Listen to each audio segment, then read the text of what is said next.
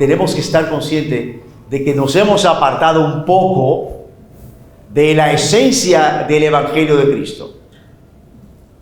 Y estamos predicando cosas en los púlpitos y diciendo 20.000 ideas que nos vienen a la cabeza y no estamos dando en el blanco. Estamos apartándonos de la centralidad del Evangelio. Y para comenzar el tema solamente decir una cosa. ¿Sabes que el apóstol Pablo en una ocasión se propuso ir a Roma? Y Roma era la cosa más putrefacta espiritualmente que existía en ese tiempo. Y en Roma se burlaban de los cristianos de una manera increíble. Es más, en Roma había una imagen de un Cristo con una cabeza de burro, diciendo así que el que creía en Cristo o creía en el Evangelio era más estúpido que un burro. Y a Pablo le advirtieron: ¿tú vas a ir a Roma a predicar la palabra? Se van a burlar de ti.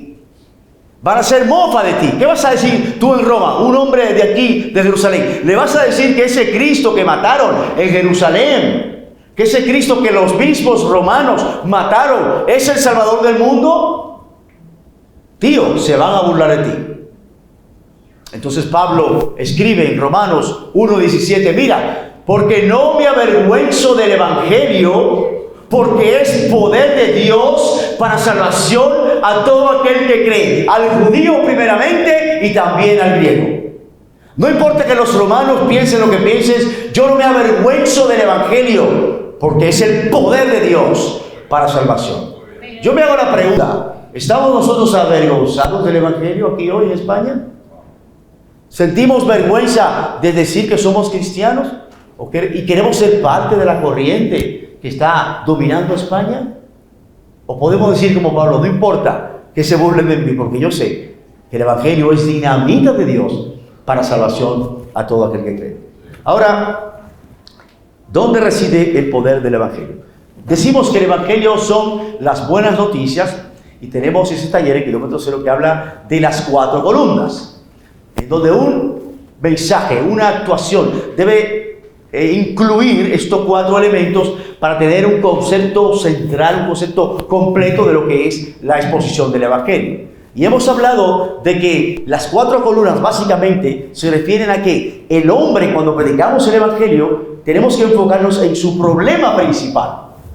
¿Cuál es el problema principal de los creyentes? ¿Tener una casa en Majadahonda? No. ¿Que el Señor me dé una chica rubia de 7 pies? Tampoco ese es el primer problema. ¿Que la economía crezca en mi familia y yo pueda irme de vacaciones en un crucero? Tampoco ese es el problema. Y me parece a mí que en muchos púlpitos se están ofreciendo estas cosas. Se está bajando el nivel del Evangelio por tener un dinerito, por tener una cuenta bancaria, que si tú das esto, Cristo te da 1,000, si tú pones 1,000, Cristo te da 2,000, y estamos rebajando la categoría, el poder y el nivel del Evangelio por cosas materiales. Y estamos desvirtuando y desenfocando cuál es el centro de la predicación del Evangelio. Y es que el problema del hombre no es el dinero, no es su matrimonio, no es su estatus social. El problema del hombre es que el hombre tiene un problema grande, que es el pecado. Y el pecado fue lo que hizo que Cristo vino a esta tierra a morir y dar su vida. Cristo no vino a esta tierra, hermano, para que tú tengas una mansión y una piscina. Él no vino aquí para que tú te cases con una chica rubia. Él no vino aquí para que tengas un Mercedes-Benz, Jaguar o lo que tú quieras. Cristo vino a esta tierra para solucionar el problema de tu pecado. Y tú y yo, como hijos de Dios y como verdaderos siervos de Dios y fieles, tenemos que predicar el problema del pecado como lo predica la palabra, porque nuestro compromiso no es con la gente, nuestro compromiso no es con la iglesia, nuestro compromiso es con Dios. Pablo lo dijo: si yo sirviera a los hombres, yo temería a los hombres, pero yo sirvo a Dios, y tú y yo servimos a Dios, y por lo tanto a quien vamos a dar cuenta es a Dios. Por lo tanto, tenemos que, aunque a la gente no le guste, no entienda y crea que hay otras cosas mejores que decir en el púlpito, nosotros como siervos de Dios vamos a decir y vamos a seguir diciendo hasta que no muramos que el problema del hombre está en su pecado. Lo segundo es, ¿por qué preocuparnos de que nosotros estamos pecando, y sobre todo en un mundo como hoy. ¿Qué le vamos a decir a la gente? ¿Por qué te vas a preocupar del pecado? Hay una canción muy famosa en España que dice: ¿a quién le importa lo que yo haga? ¿A quién le importa lo que yo diga? Y es una frase que sale naturalmente. Mira, ¿a quién le importa? Hasta los padres, no te metas, es mi vida, yo gobierno mi vida. Pero sí, debe importarte, porque hay una consecuencia. Hay una consecuencia, dice la palabra de Dios: el alma que pecare, esta morirá. El alma que pecare, esta morirá. Y las consecuencias son que al morir, después de la muerte, viene el juicio de Dios. Y después de la muerte, o pasaremos la eternidad en el cielo o en el infierno. ¿Y qué hacemos nosotros diciéndole a la gente: mira, ven a Cristo para que tu vida sea feliz? ¿Vas a ser feliz cuántos años en la tierra? ¿40? ¿30? ¿20? Hay una eternidad que viene por ahí, que está campeando, que viene caminando. Y nosotros estamos así, un paso de la eternidad. Y muchos de nosotros no lo sabemos. Y los evangelistas que saben estas cosas no pueden esconder esta verdad. Te está sobre tu cabeza una nube tremenda de eternidad que te está amenazando y te está advirtiendo que antes de que sea tarde, vengas a los pies de Cristo. Como dice la palabra de Dios: he aquí el momento aceptable, he aquí la hora de salvación. Ahora, hablamos nosotros del Evangelio como las buenas nuevas de Dios. Y las buenas nuevas de Dios son buenas, ¿por qué? ¿Por qué son buenas? Porque hay malas noticias. Hay malas noticias. Decimos, el Evangelio son las buenas nuevas, pero las buenas nuevas son la noticia, es una buena nueva. El que te sacaste la loto es una buena nueva. ¿Y qué diferencia hay entre el Evangelio y esas buenas nuevas? Porque son buenas noticias todas. Te nace un hijo, también es una buena noticia. Ahora, ¿cuál es la diferencia entre una buena nueva secular y la buena nueva del Evangelio? Es que lo que produce el Evangelio, la buena nueva del Evangelio, es que el Evangelio produce en la vida de una persona algo que ninguna otra noticia puede producir, que produce perdón de pecados, produce vida eterna, una relación con Dios y una vida eterna en el reino de los cielos. No hay otra noticia como el Evangelio. No hay otra noticia que produzca lo que produce el Evangelio. Por lo tanto, el Evangelio son las buenas nuevas especiales de Dios. Son las buenas nuevas especiales de Dios. No hay comparación con esa buena nueva. Y tú, que eres poseedor de ese Evangelio, tienes que tener esto presente, que estás ofreciendo lo mejor de lo mejor, la crema innata de Dios para el hombre: salvación y vida eterna a través de Jesucristo. Ahora, hablamos de que nosotros estamos hablando de las buenas nuevas, pero porque hay malas noticias. Y cuando le hablamos al pecador, le decimos: mira, aquí hay un problema contigo y con Dios. Y es que tú estás en un lado oscuro de tu vida. Ahora, en un momento como este, en un tiempo como este, de donde la gente es su propio Dios y piensa de diferente manera, yo me hago la pregunta: ¿cuál es la referencia para saber si lo que estoy haciendo es correcto o incorrecto? Lo que me enseñó mi padre, lo que me enseñó mi religión. ¿Qué puede ayudarme a mí a entender cuál es el camino correcto? ¿Cuál es el espejo en el cual me puedo mirar para saber si estoy actuando correctamente? No hay otra cosa que pueda mostrar nuestra condición espiritual que no sea la ley de Dios. Dice que la ley de Dios en Romanos, que está escrita en el corazón del hombre. Hay dos cosas escritas en el corazón del hombre. La primera es la ley de Dios y la segunda es la eternidad, según Eclesiastés capítulo 3, verso 11. Entonces, en un mundo tan sutil, en donde todo el mundo cree que tiene la verdad, hay una verdad absoluta, aunque hoy en día la palabra absoluta resulte un poco extraña, pero hay una verdad absoluta que es aplicable a todos los hombres, en todas las generaciones, en todos los países y en todas las culturas. Y es que la ley de Dios ha sido escrita en el corazón del hombre, y por lo tanto, cuando predicamos la palabra de Dios, vamos a poner a la gente en el espejo de la ley para ver cuál es su condición espiritual. Y dice la ley de Dios que nosotros hemos pecado, que hemos fallado que en el blanco, la palabra pecar significa amartía, es una palabra en griego que significa amartía, que significa errar en el blanco. Dios nos puso un arco, nos puso una flecha y nosotros hemos apuntado y cuando hemos lanzado la flecha, se ha ido por el otro lado. Hemos errado al blanco y por lo tanto el pecado que mora en nosotros nos ha separado de Dios. Estamos separados por medio del pecado y por medio del pecado entonces somos culpables de la ira de Dios. Somos culpables de haberle fallado. Somos culpables de vivir a nuestra propia manera. Dice Isaías capítulo 63, todos nos descarriamos como ovejas, cada cual se apartó por su camino. Dice Romanos, no hay justo ni aun uno, por cuanto todos pecaron y están destituidos de la gloria de Dios. Romanos 3:23, para que te los escribas.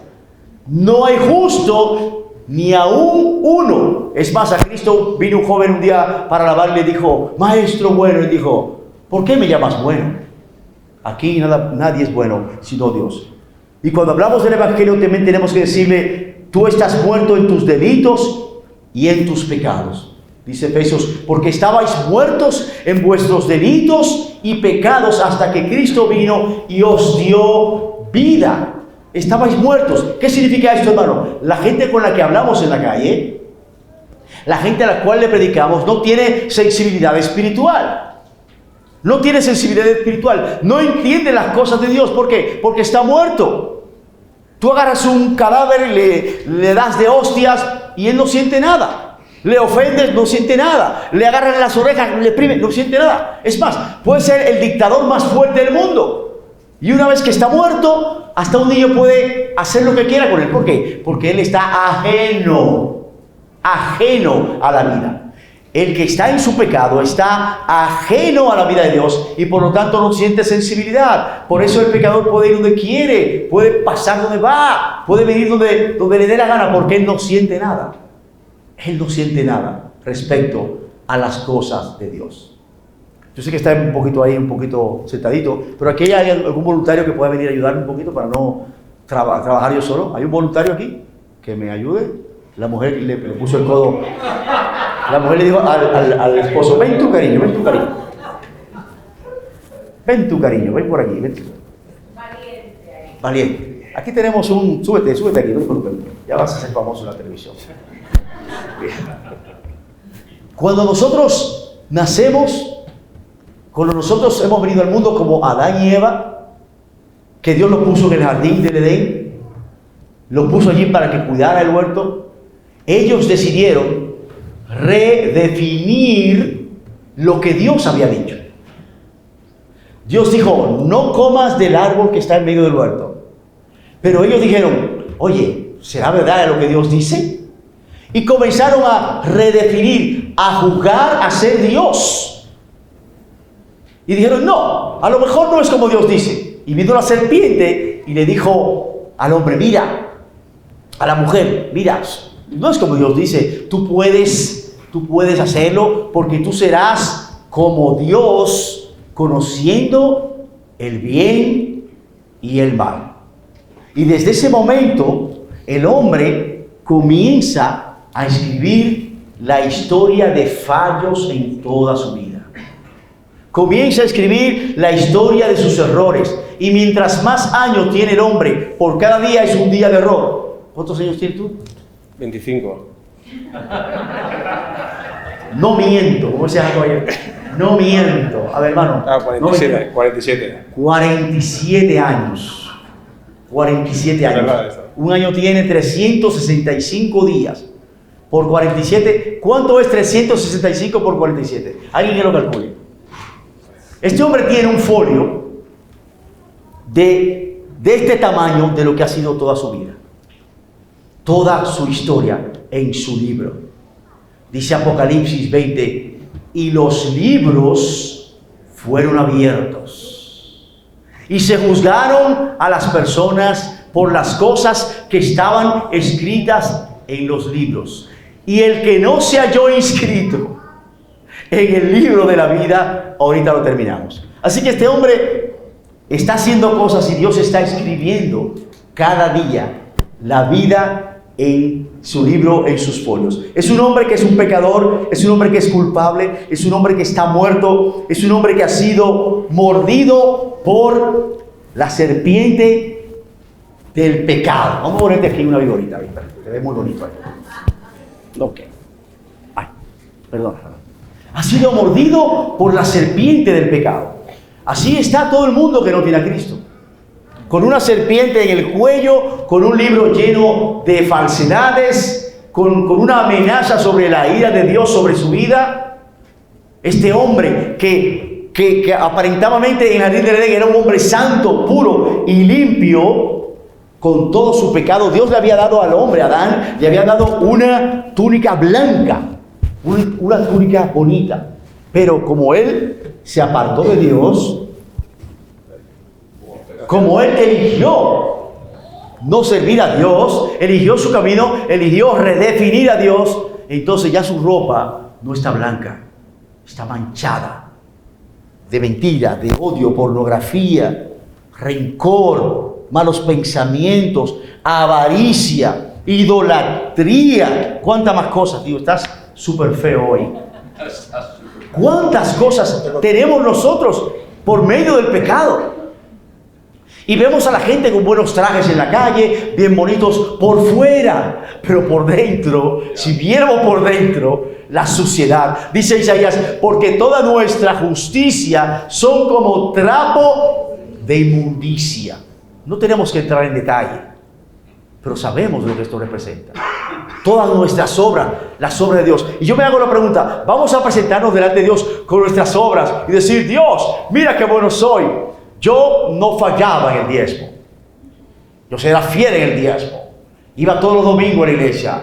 Yo ayudaba a los pobres. Yo hacía tal cosa. Dios sabe lo que te va a decir. Ven acá. Ángel Gabriel, ven acá. ¿Qué es lo que tú hiciste?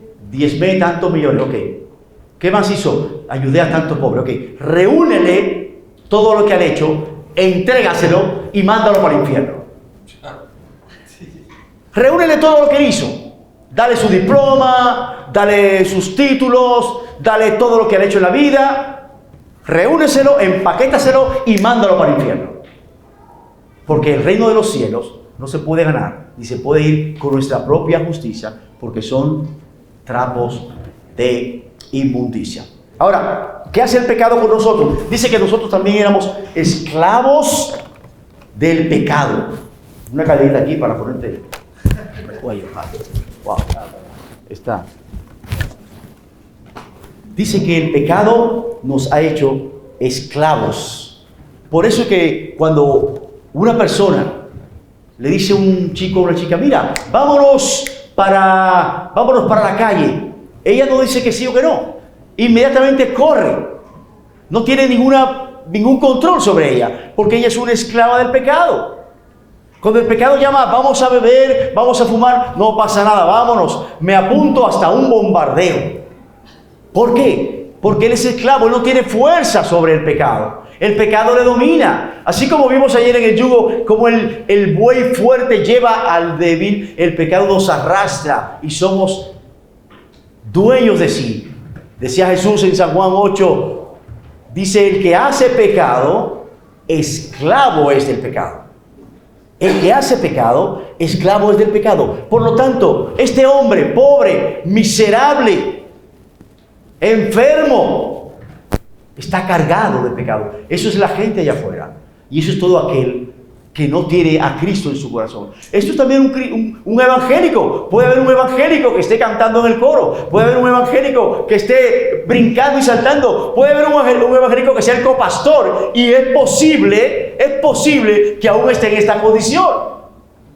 El hecho de que tú estés rodeado de cristianismo no te hace cristiano. Si el cristiano no penetra en tu vida, tú sigues siendo un impío que va a la iglesia. Un impío con corbata. Un impío que canta en el coro. Y esos también van a ir al infierno. Ahora, ese es el lado oscuro de la cruz. Ahora, ¿qué pasó? ¿Qué pasó en la cruz del Calvario? ¿Qué pasó? ¿Y cuál es el mensaje céntrico que tenemos que hablar? Tenemos que hablar de la solución, la tercera columna, a este problema del pecado. ¿Cuál es la solución? Y la solución es para durar 3 días hablando de ella. La solución es que el mismo Señor Jesucristo, el Hijo de Dios, que bajó del cielo de la tierra, vino en una cruz a morir por nuestros pecados. El Hijo de Dios, Jesucristo el perfecto, el que nunca mintió, el que nunca robó, el que no hizo nada malo, por nosotros se hizo pecado, dice la palabra. Por nosotros se hizo pecado para que nosotros fuésemos justicia de Dios en Él. Y cuando le hablamos a las personas, nuestro interés fundamental es decirle, mira, tú tienes una solución por tu pecado. La única solución que tienes es, o pagas tú por tu pecado, si quieres pagar tú, si eres valiente, vale. O pagas tú por tu pecado, o dejas que Cristo pague por tu pecado. El problema con este tema es que cuando hablamos de que Cristo paga por tus pecados, es un asunto que creo que no vamos a entender en miles de años que nos lo expliquen. No lo vamos a entender profundamente. Tenemos que pedirle a Dios que nos revele el misterio de la cruz de Cristo, el misterio de Jesús tomando nuestro pecado. ¿Sabes, hermano? ¿Sabes que en el mundo evangélico, en el mundo religioso, el único de todos los salvos, el único que realmente ha muerto en todo el sentido de la palabra es Jesucristo? ¿Sabe por qué? Porque Dios cargó en Él el pecado de todos nosotros. Cargó en Él nuestro pecado. Y Él gustó la muerte para que sus seguidores, sus creyentes, no gusten la muerte. Por eso el creyente no muere. El creyente duerme. Quien murió fue Cristo. Y bajó a los infiernos para llevar tu pecado y mi pecado, para que tú y yo solamente pudiéramos dormir. Ahora dormimos en el Señor porque Cristo ha muerto. Y si Cristo ha muerto y ha pagado el precio por nuestro pecado, ¿cómo nos atrevemos tú y yo a pararnos en un púlpito y a ofrecerle a la gente villas y castillas, menospreciando el sacrificio de Cristo, teniéndolo en poco, teniéndolo como que, oh sí, Cristo fue crucificado y amén, sin pensar, sin meditar qué fue lo que Él hizo por nosotros? Dios no aceptó rescate de nadie. Dios no aceptó sacrificio de nadie. Solo aceptó el sacrificio de su Hijo Jesucristo. Y si tu mensaje, hermano, si tu mensaje habla de cualquier cosa, pero no habla de la cruz, tú no estás predicando el Evangelio. Si tu mensaje no habla de los padecimientos de Cristo, tú no estás predicando el Evangelio. Si tu mensaje no habla de la resurrección de Cristo, tú estás predicando cualquier cosa, pero no el Evangelio. Porque el Evangelio es la pasión, la muerte, la resurrección de nuestro Señor. Eso es el Evangelio. No es lo que se te ocurra. No es lo que vaya bien en el momento. No es lo que tú creas que funciona mejor. Si la cruz de Cristo no transforma ni salva a nadie, nada lo salvará. Si la cruz de Cristo no transforma la vida de un individuo, nadie podrá ayudarle. Solo Dios acepta el sacrificio de Cristo para salvación de la gente. Y si tú estás rebajando el mensaje, si estás rebajando la calidad de la cruz, tú estás en un grave problema. Aunque no te parezca una solución, pero sí, predica la cruz de Cristo, predica su muerte, predica su resurrección. Y el poder de tu predicación se levantará como un gigante. Porque el poder no está en ti, el poder está en el contenido de que Cristo Jesús murió por los pecadores, padeció, fue sepultado y hoy está vivo y reina con poder. Y ese poder se transmite en la vida de aquel que abre su corazón por medio del arrepentimiento y por medio de la confianza en Cristo en la cruz. Ahora, ¿qué hizo Jesús por nosotros en la cruz? Jesús tomó nuestro pecado tomó nuestra culpabilidad, nuestra suciedad, y dice que Él, en la copa allí en Getsemaní, cuando Él oraba, decía: Padre, yo te pido que pase de mí esta copa. Y mucha gente piensa y dice: no, Jesús temía morir. Jesús no temía morir. Jesús no temía morir, porque Él dijo: para esto he venido. Yo he venido para esto. Él no temía la muerte. ¿Qué era lo que temía Jesús? ¿Sabe lo que temía Jesús? Jesús lo que temía era tener contacto con el pecado. El puro, el inmaculado, tenía un terror del pecado. Digo: Padre, ¿podemos hacer esto de otra manera? Yo no quiero pecar. Yo no quiero desobedecer. Yo nunca he hecho eso. Eso no va conmigo. Y Dios le dijo: mira, no hay otra forma. Y aquel que nunca pecó, aquel puro, Dios hizo que tomara la copa de la ira de Dios, la copa del pecado. Y el miedo de Cristo era tener que ver con el pecado. Ese era su temor, ese era su miedo. Pero Dios le escuchó por medio de su temor reverente. Y Cristo tomó mi lugar, tomó tu lugar, tomó el lugar del caballero. Así que cuando Él iba a pagar por todo, agarra tu copa. Cuando Él iba a pagar por todos sus pecados, Cristo le dijo: no, ven, yo te ayudo. Yo te echo una mano, no en el cuello, pero te echo una mano. Yo voy a tomar tu copa. Y yo te voy a dar, bueno, se cayó el pecado, por lo menos. Y yo te voy a dar una nueva forma de vivir. Yo voy a quitar todo este libro lleno de pecado y te voy a inscribir ahora en el libro de la vida. Yo te inscribo ahora en el libro de la vida. Y quito tu pecado y te doy un libro nuevo. Mira, aquí te voy a dar el libro de la mina ahora para que lo prediques, ¿vale? Yo te cambio tu pecado por el libro de la mina, para que trabajes, para que le hables a otro del Evangelio de Cristo. Yo te quito tus cadenas. Porque si el Hijo os libertare, seréis verdaderamente libres. Yo te quito tu pecado, porque la sangre de Jesucristo, el Hijo de Dios, nos limpia de todo pecado. Y yo te quito esa ropa sucia que tú tienes de inmundicia, esa ropa sucia que tienes de pecado, y ahora yo te pongo una ropa nueva. A ver cómo es. Pégame de los brazos. Póntelo conmigo. Póntelo rápido que el tiempo se va. Bueno, igual, ponmelo así, ya está. Y ahora yo te he visto con la justicia. Y ahora, cuando Dios ve al pecador, Él no ve al pecador. ¿Cómo te llamabas? Sergio. Él no ve a Sergio. Él no ve a Sergio. ¿Saben a quién Él ve? Él ve a Cristo.